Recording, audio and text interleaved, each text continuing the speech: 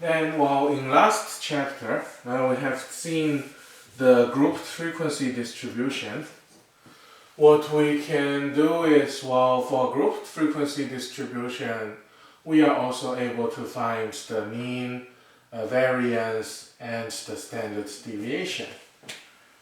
Right, so the formulas, grouped frequency distribution,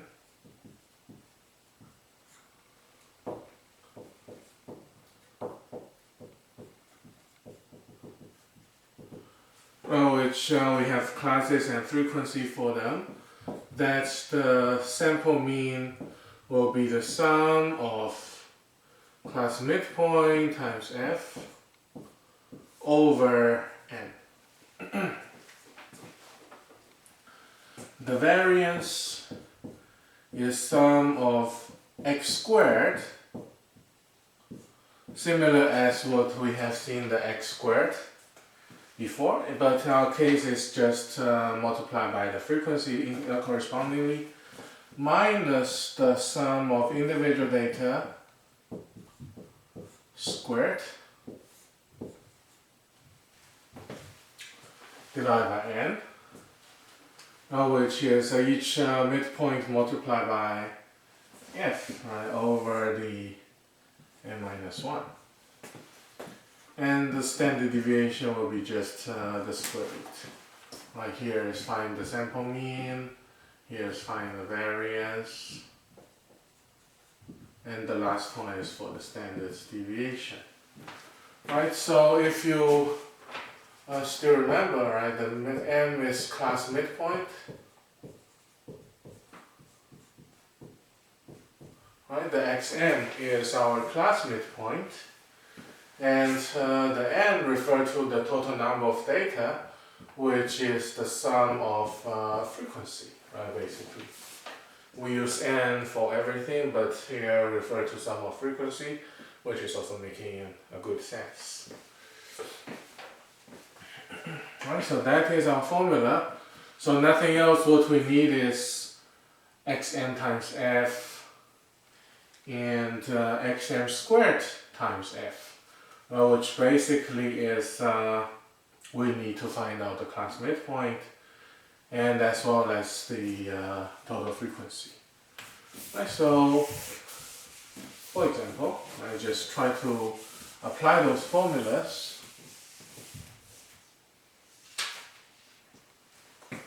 for a group frequency distribution. We have a class from 0 to 14, 15 to 29, 30 to 44, 45 to 59, and 60 to 74. That's our class. And the frequency of it, we get in our table, that's 5, 17, 14, 3, and 1.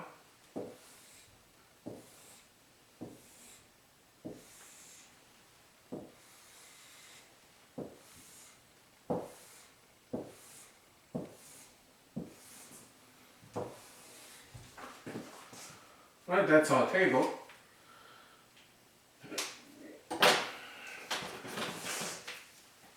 So our formula, as we mentioned before, I need to find first of all is the class midpoint, which is the sum of the class limits divided by 2. Right, that is 0 plus 14 divided by 2, 15 plus 29 divided by 2, which is 22. And the class width is 15, so the gap will be 15. Right, next will be 37, 52, and 67. Right, before that also the total number, which is 31 plus 9, that is 40. Right, class midpoint, we got it. Then the next column will be class midpoint times our frequency, which is the class midpoint times frequency. You could show that this is the product, right? 7 times 5, 22 times 17, and 187 double that, that's 374. Right, 37 times 14 and so on. 518, 156 and 67.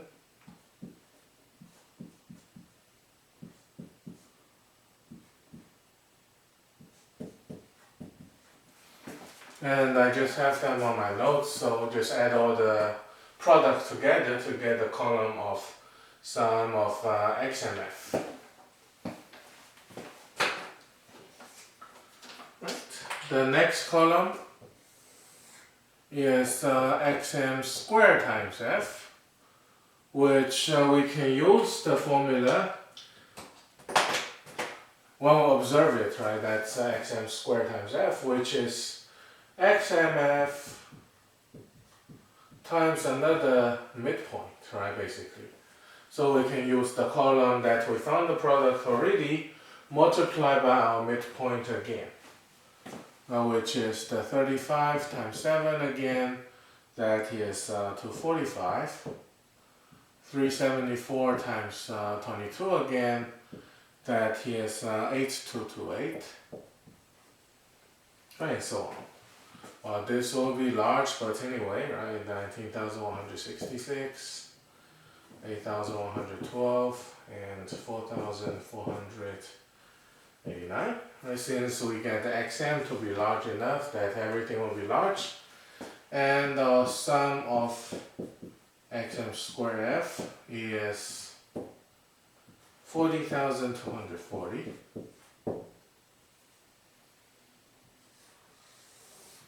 So everything we had is over here.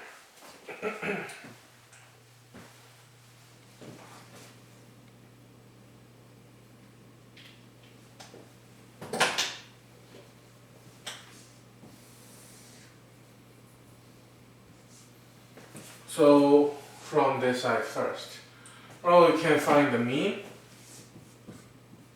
is sum of XM's F divided by n, right, which is 1,150 divided by 40, that we get is 28.75.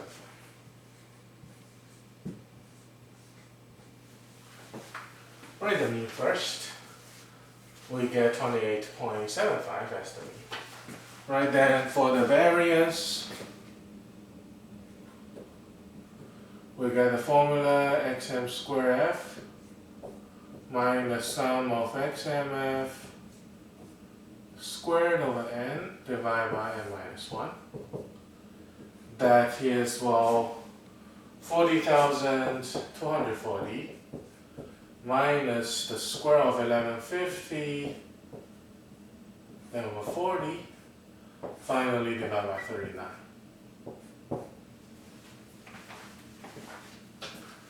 Right, we calculate the numerator, right? 40,240 minus 1150 squared over 40. That is 7,177.5.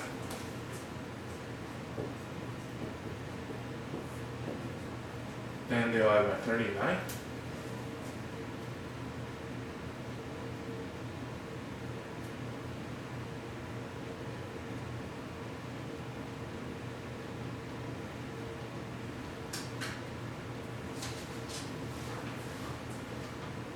That we can get is 184.0385, right? Just apply the formula, which similarly as we've seen, but in our case, just an extra column of frequency is an extra, right? We need to apply. The variance is 184.0385, and the standard deviation will be square root of variance. square root of 184.0385, which is 13.57.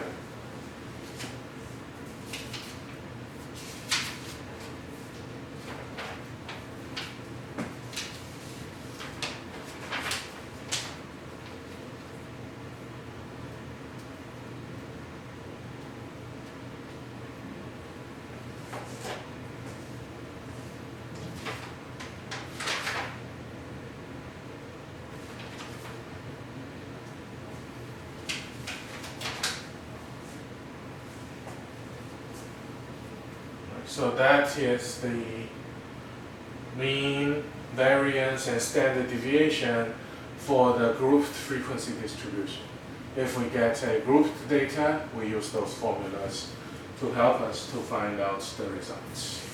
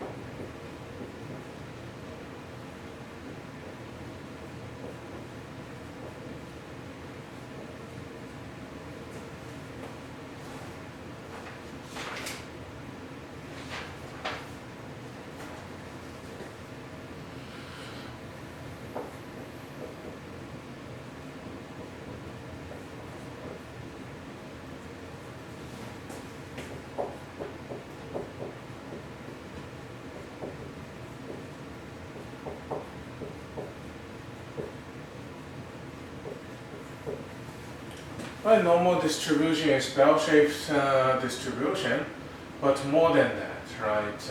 It follows some special density curve or special curve that is looking like a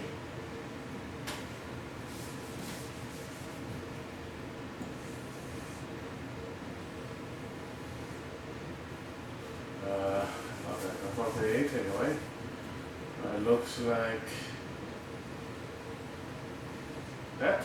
Okay. It looks like that. Which the middle is the mean, right? And one standard deviation below and above.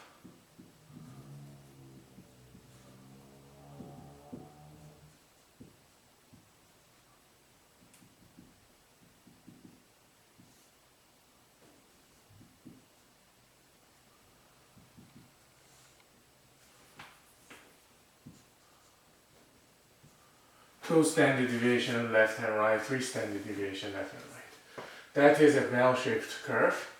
We'll discuss more of the distribution of normal distribution in our chapter 6.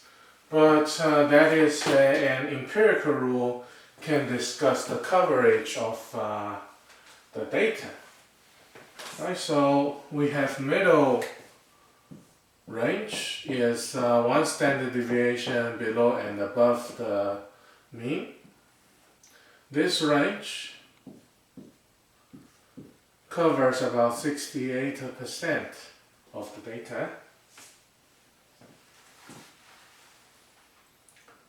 And the middle, from -2 to +2 standard deviation of the data, it covers about 95%. And the third one, between 3 standard deviation below and after, that's covered about 99.7%.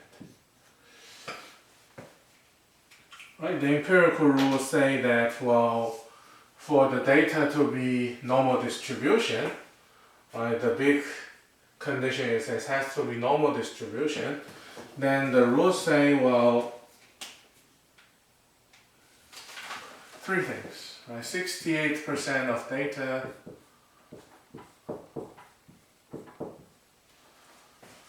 fall within one standard deviation of mean.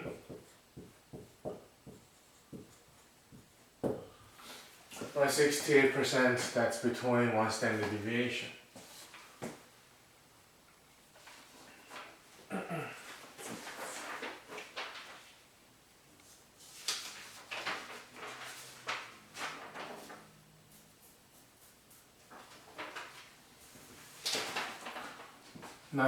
%, of data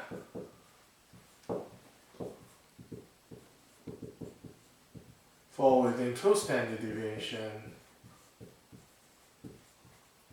of mean, and 99.7% of data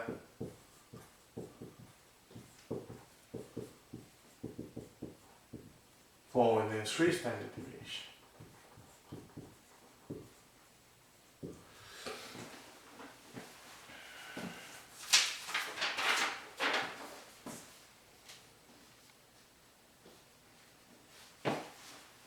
And number of standard deviation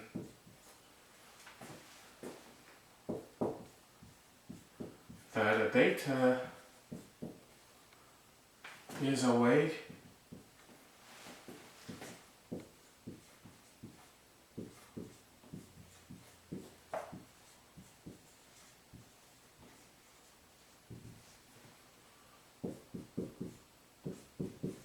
we can use that for z-score. Right, to use z-score to refer to the number of standard deviation of data is above or below the mean, especially for the normal distribution. Right, so the z-score here will be x minus the mean divided by the standard deviation sigma.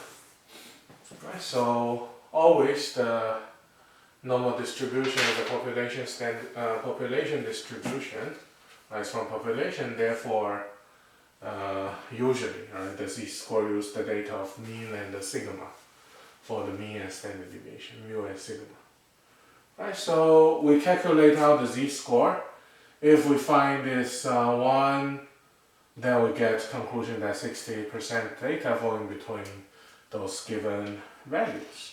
If we calculate the z to be positive or negative 3, that means it's 99.7% fall in this range. Right, so z-score is an 8 for us to use the empirical rule. And again, right, I mentioned that 2 times already, but again, the distribution has to be normal distribution, then we can apply the empirical rules. Right, if the question is saying, well, apply the empirical rule for a random distribution, that means we cannot, right? So don't be afraid saying something wrong with the question, right? It's sometimes, right, that's what we are testing on the condition. To be clarified that we are following this condition, then we could use type of rule, right? Here empirical rule.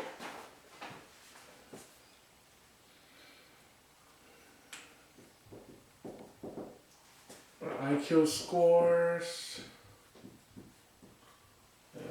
normally distributed.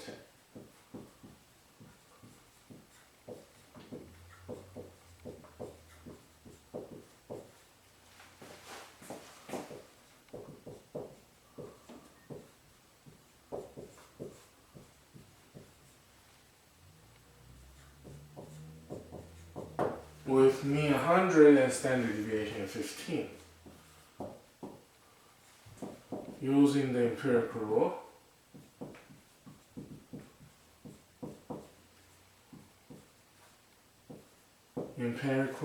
what can we do? What percentage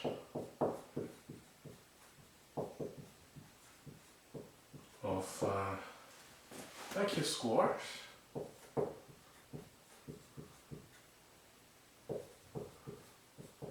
are between 70 and 130.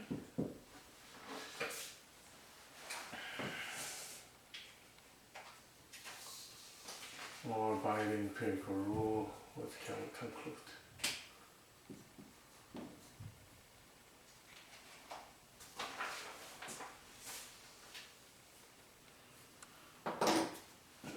Well, we're given the formula to calculate out the z-score, and the three sentence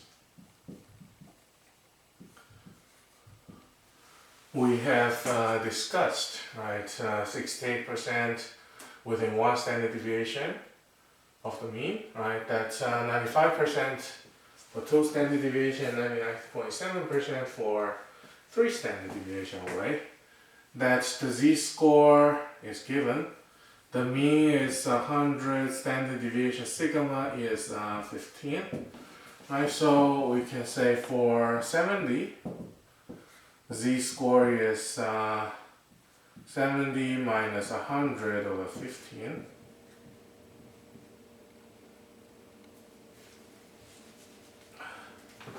Right, which is negative 30 over 15.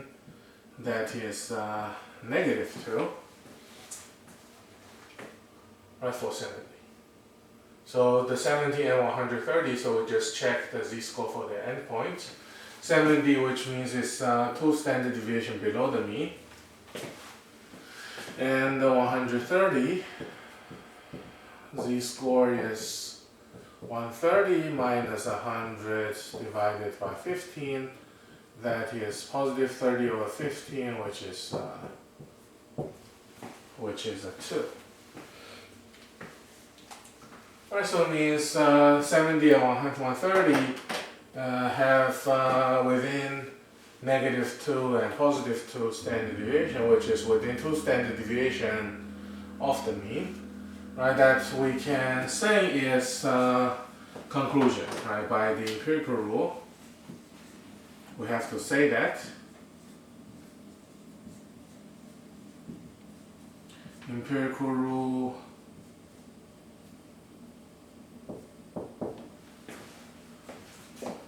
about 95%. Right, the conclusion is not exact. Right? Later on, when we go to our chapter 6, we'll see that those percentages not that much accurate. So, not that much accurate. Right, their number is easy to be memorized. So we can just say about 95%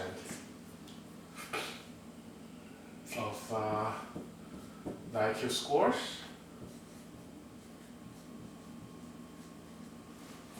Are between 70 and 130.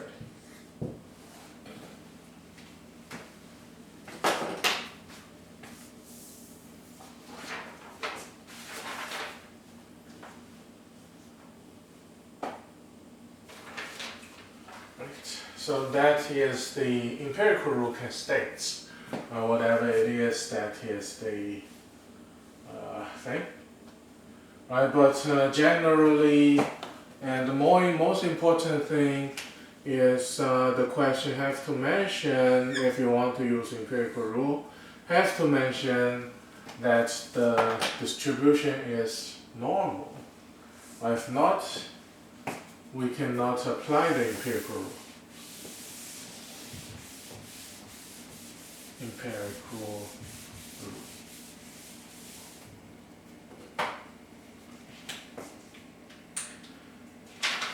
And the other thing is the Chebyshev theorem.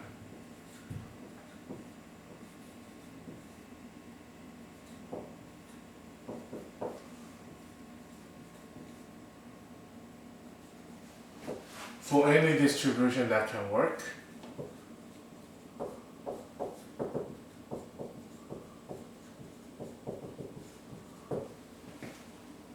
But the conclusion from Chebyshev theorem is to find the k is the data away from the mean, k number of standard deviation data from the mean, and the conclusion will be at least, because we don't know what type of distribution is, but at least this much, 1 minus 1 over k squaring percent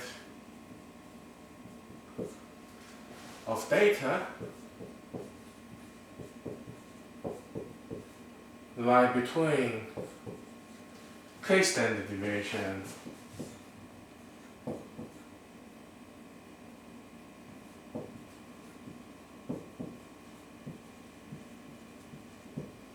from the mean. Right, so a couple of things need to be clarified. First of all, we don't know what distribution is. That Chebyshev theorem is working for every type of distribution. The k we calculate out for any distribution is calculating out still the number of standard deviation away from the mean. And we need to compute 1 minus 1 over k squared as a fraction, as decimal, then go to percentage to write in the conclusion that the most important wording here is at least. Right, because it's general enough that we don't know what the distribution is. And if we say at least is that amount of percentage, that means it will working for any distribution. Right? The wording is more general than we see in the normal distribution or the empirical rule. Right. So at least this amount percent of data lie between those original value from the distribution. That is what can we say about Chebyshev theorem.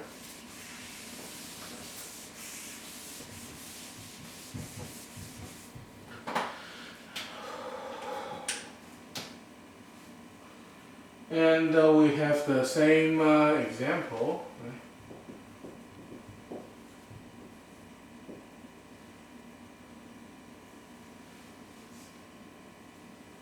IQ scores has mean 100 and standard deviation 15. By the Chebyshev theorem,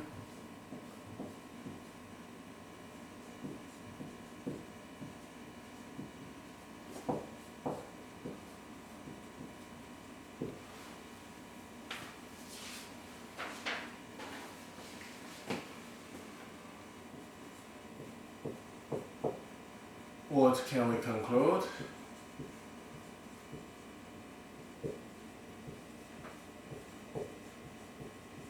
About the percentage of data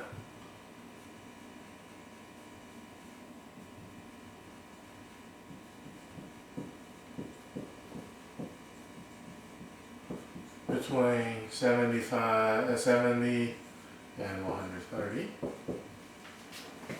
Right, same data, right? Same mean, variance, standard deviation given, same IQ score as the original numbers from the origin data from the distribution given. Right, so we have the k is x minus mean over standard deviation. For the mean, it's aimed to be 100, standard deviation is 15. Right, that was same, right? Mean is 15, mean is 100, standard deviation is 15. That we find out the k. Right, so similarly, right, for 70, we guess k to be 70 minus 100 over 15.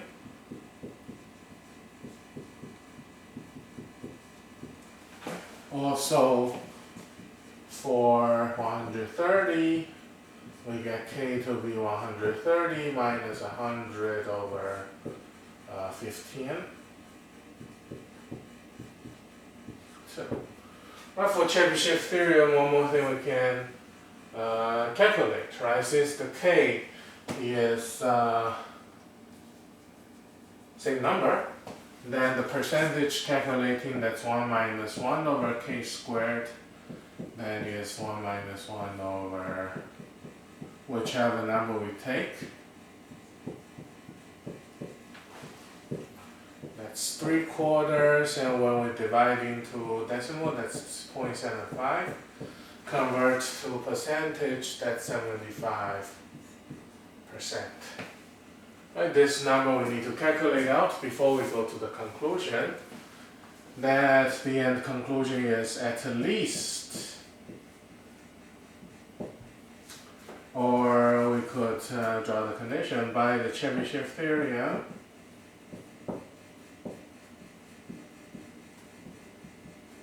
Chebyshev's theorem at least 75% of IQ scores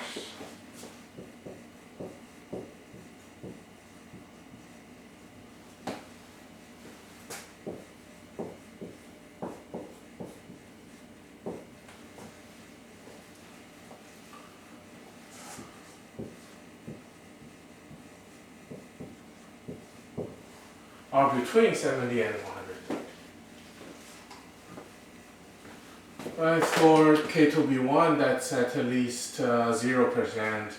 K2B2, that's at least 75%. Right, for K2B3, maybe 3 squared, that's 9, that's 8 over 9, at least 88.9% of the data. Right, if it is normal distribution, the empirical rule say, well, that's about 95% of data is between those two values. But for Chebyshev theorem, it's nothing wrong because it's saying we don't know the distribution, but at least 75% of the data should cover in between these two values, right? If we're given the mean and the standard deviation. The worst case scenario, it will have to be covered 75% of data.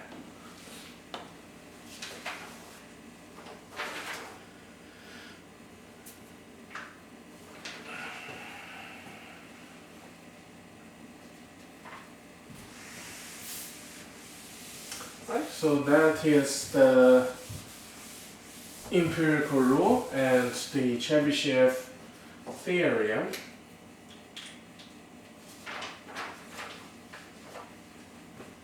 Also, right, if the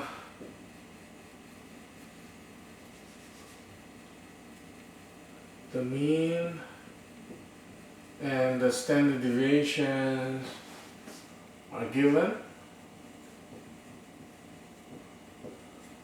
we can use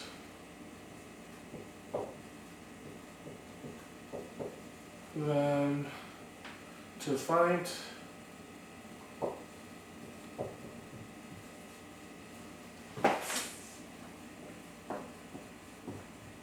rough estimate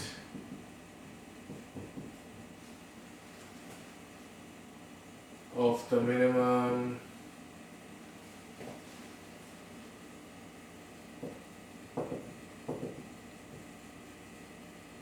and the maximum usual value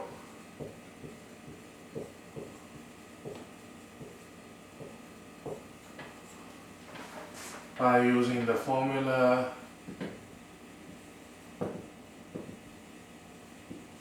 minimum usual value is 2 standard deviation more than the less than the mean.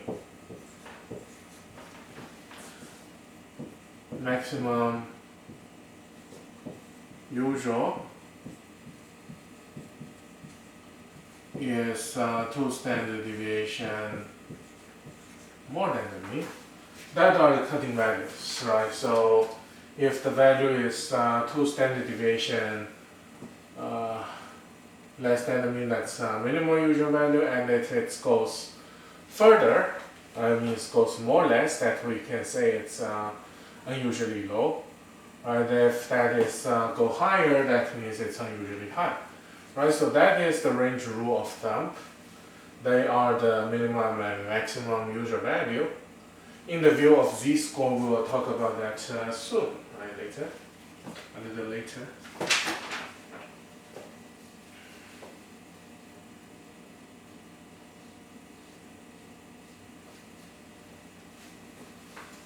That's one thing about the minimum maximum usual value.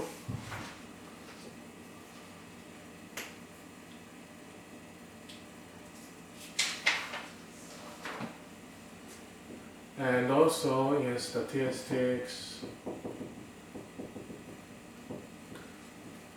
we could compare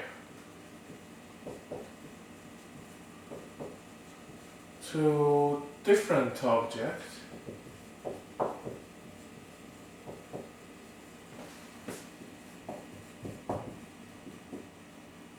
to same extent.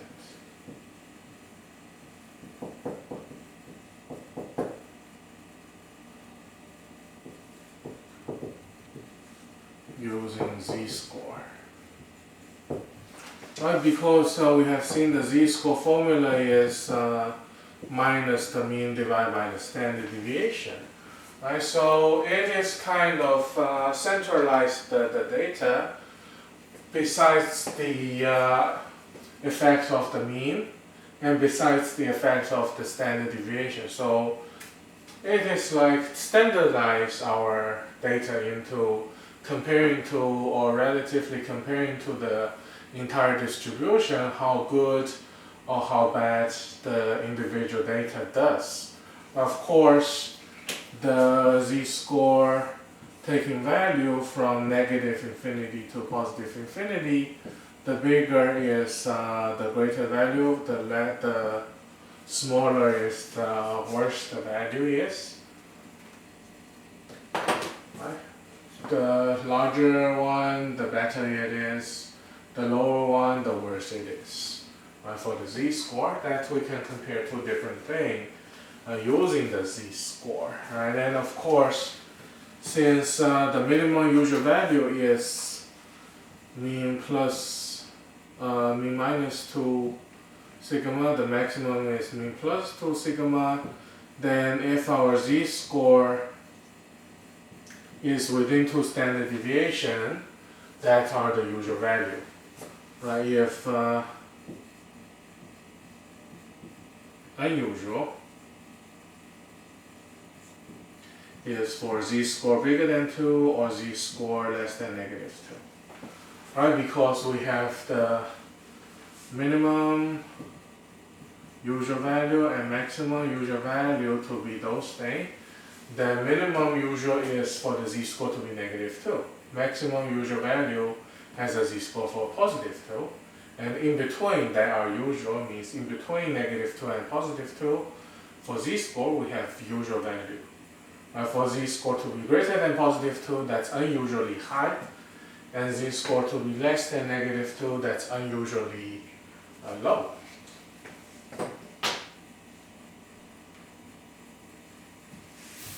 Right, so we can use z-score to compare two data.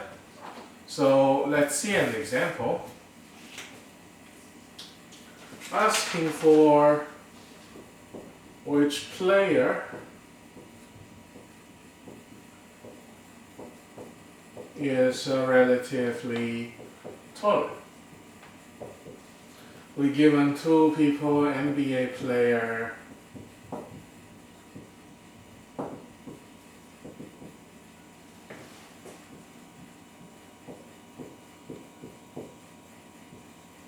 Michael Jordan, and the other one is WNBA player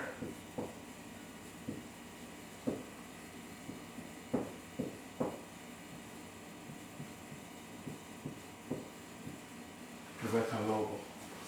Mike is 78 inches tall and Rebecca is 76 inches tall.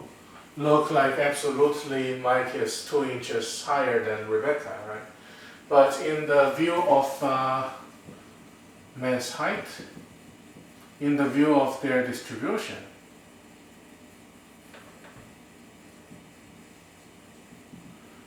right, mass height is normally distributed, has a mean of 69 inches, standard deviation of 2.8. For women's, the mean is 63.6, standard deviation is 2.5 inches.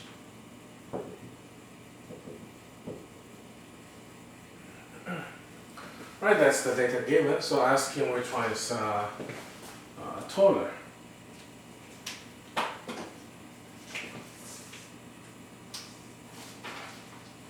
Right, so two things, right? For Jordan, we get the z-score to be x minus mean over sigma, right? That is 69, x is 78 basically.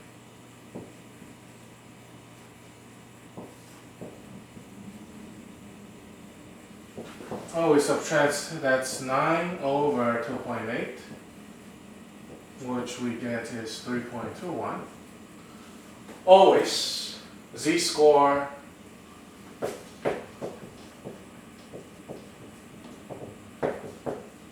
two digits of decimal. I always just memorize that when we're dealing with z-score, we always keep two digits of decimal. You will see the reason why in the later chapter, but just memorize them. For Lobo, the same we do. Z-score is x minus mean over standard deviation. That is 76 minus 63.6 divided by 2.5.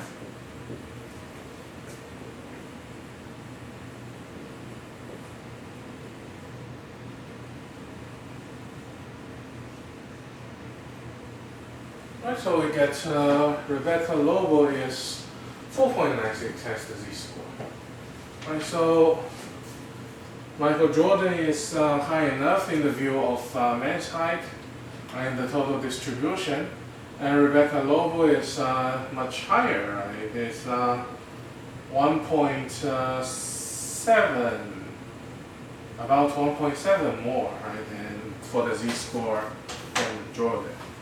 What can we see is, well, for the normal distribution, right, Michael is here